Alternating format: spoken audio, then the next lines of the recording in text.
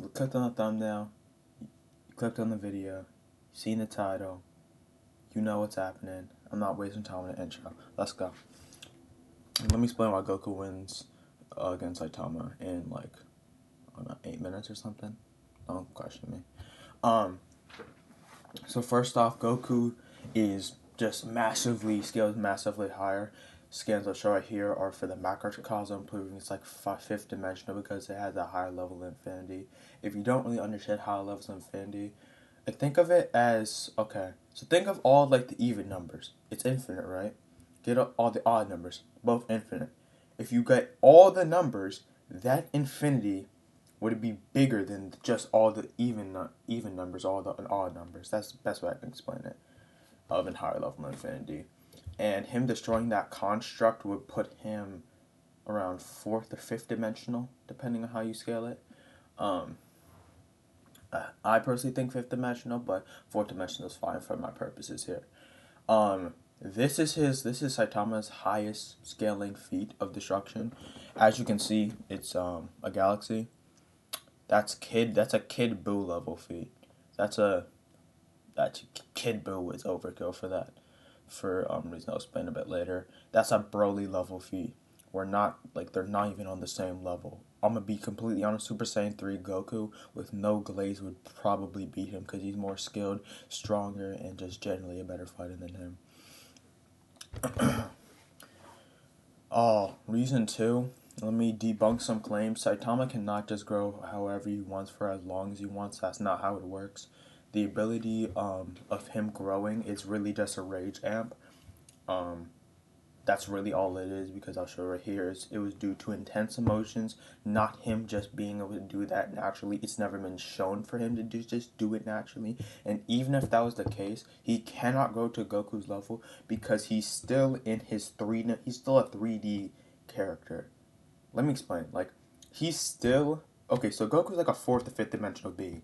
A third dimensional being can't really go into a fourth dimensional. Like, he can't become fourth dimensional. At least not how he does it. Um. So like, okay. So think of Saitama like a square. Think of Goku as a cube. No matter how big you stretch that square, right? That square could be an infinite square. Get an infinite cube. The cube is going to be bigger. Nah, don't even make it infinite. Just get a cube. The cube is always going to be bigger because it has access to different dimensions and just different ways of, like, it's just bigger because it's naturally uh a much bigger construct. That's the best way I can explain why. And that was just me going to strength. Let me go into speed. Saitama is like FTL around. Goku has infinite speed due to multiple things of him right here traveling through hell, him moving in the world of void.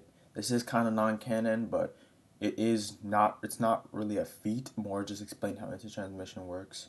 Um, intertransmission. Him and Cooler were fighting in the intertransmission time space. Intertransmission is, of course, teleportation. So him going faster than teleportation would be an immeasurable feat. Him shaking the Word of Void, which is infinite, would also be a feat. Not speed feat, but more of a strength feat. Durability feats go with strength because his durability is equal to his strength, at least in Dragon Ball. Um, and something I want to talk about. Yeah, that's pretty much. Also, people think that Saitama can just one shot anyone. That's just not true.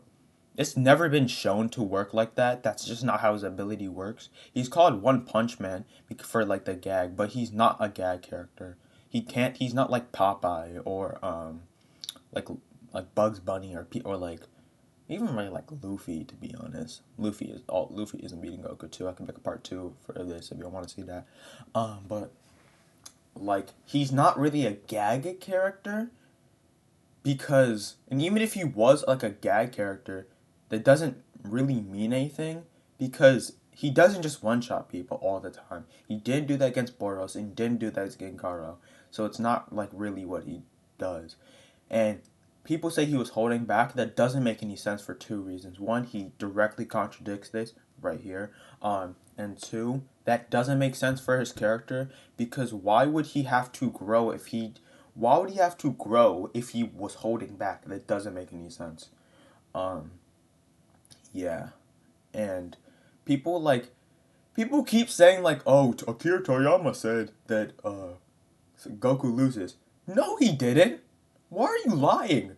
What are you lying for? You have no reason to lie. There's literally no reason you have to lie. Stop lying. He never said this.